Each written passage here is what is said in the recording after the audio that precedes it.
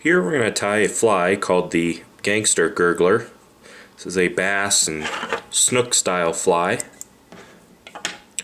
First thing we're going to do is just start our thread, dress the hook. We're going to take our thread just a little ways down the shank of the hook here. Then we're going to take some medium fiery orange ice chenille. We're just going to tie this in right at the back of the hook. We're going to take our thread forward here just to where the bend begins. We're going to tie in a little spot here.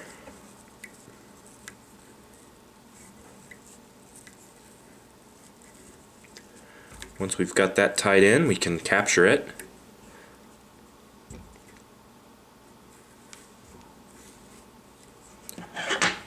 Trim out the excess.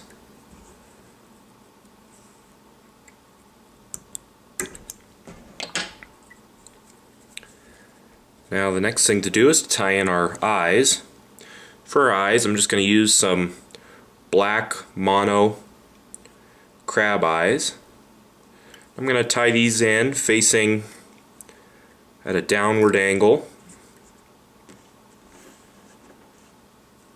And I'm only going to leave about half an inch to a quarter an inch of the eyes hanging off of the back of the hook.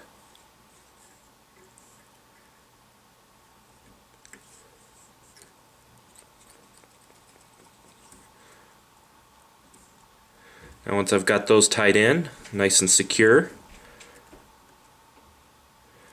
I'm just going to take my thread all the way forward with the mono here and make sure that mono doesn't slip out.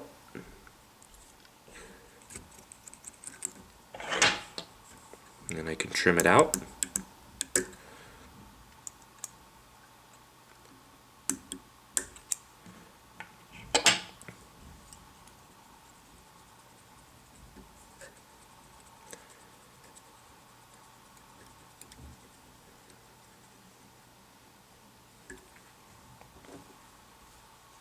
Now the next thing to do is to tie in our tail. And for our tail we're going to use some craft fur. And the first color I'm going to use is just a little bit of Chartreuse. I'm going to tie this in right on top of the shank of the hook, and I didn't use much, I just took a little tiny splotch of it. I want to trim the tail here so that it's about 1.5 times the length of the shank of the hook.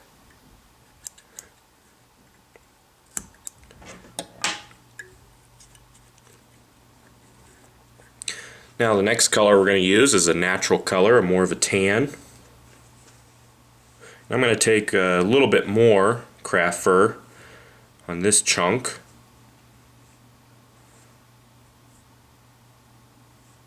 I'd say probably 3 times the amount that we used for Chartreuse.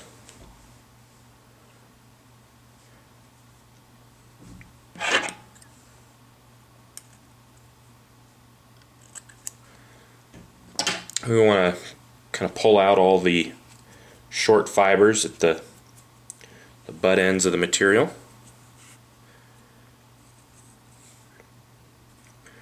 Tie this in the same way right on top of the shank. And we'll take our thread all the way back to the back here.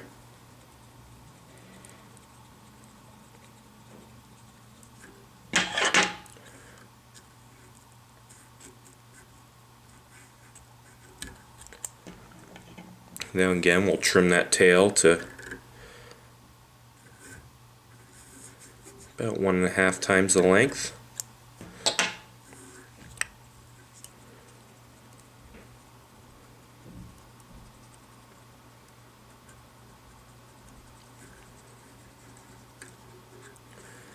Now the next thing we're going to do is we're going to tie in a little bit of large Chartreuse ice chenille.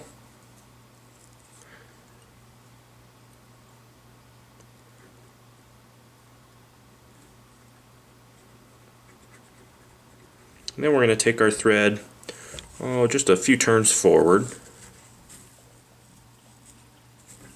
With each wrap of this chenille, I'm just going to kind of stroke the fibers back.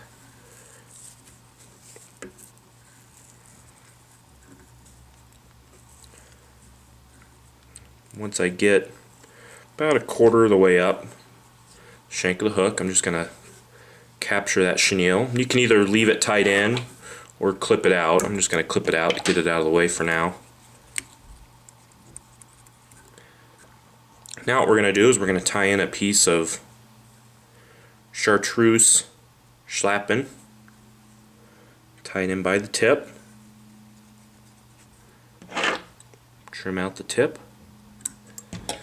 And we're going to take this Schlappen, I'm just going to stroke all the fibers backwards.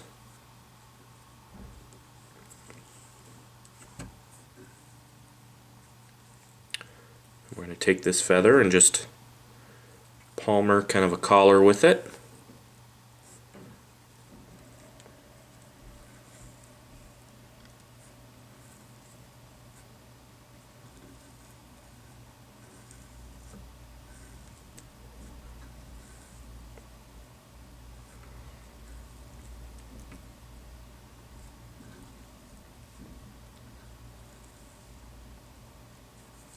Once we've got a collar formed, we're just going to capture the feather stem here.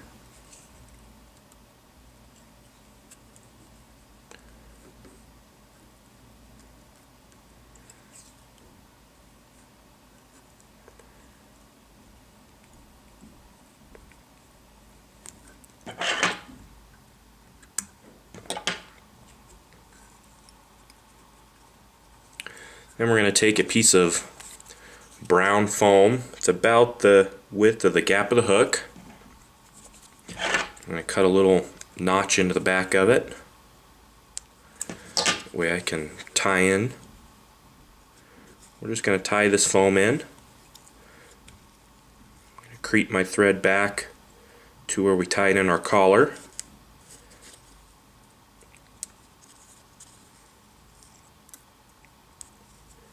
Making sure I keep it centered on the shank of the hook.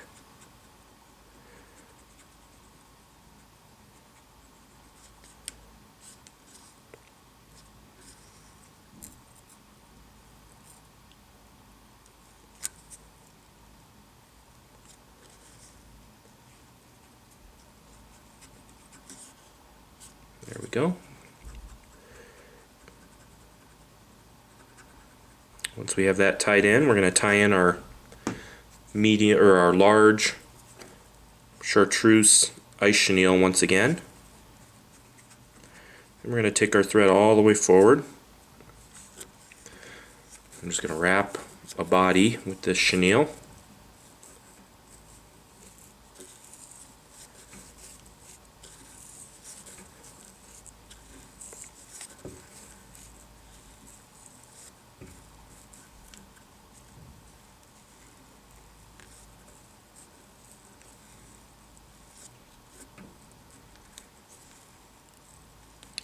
Once I get to the eye of the hook, I'm just going to capture it.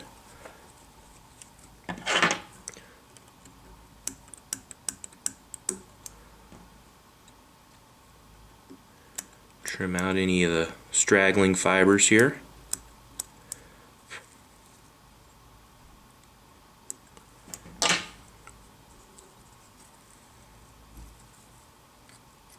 And then we'll just kind of clean up the head a little bit.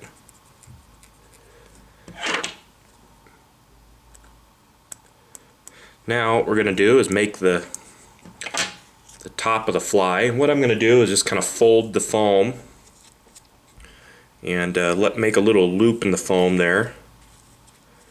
Then I'm just going to pinch the foam into place, do a nice loose wrap over it, and then tighten down. Got to be careful not to pull too tight or else I'll cut through the foam. So what I'm going to do is just slowly pull, lay down some more wraps, and then I'll lift up the foam and I'll finish underneath the eye of this fly.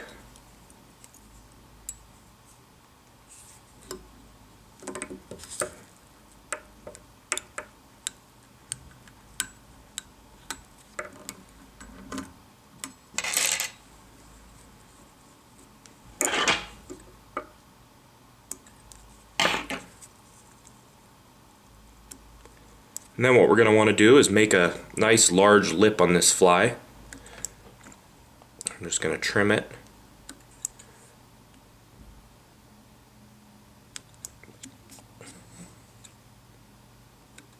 Just like so. And that'll push a lot of water as the fly is stripped. Really get fish's attention. And the last thing to do is just to color the tail. Just put a couple of little light bar marks on the tail.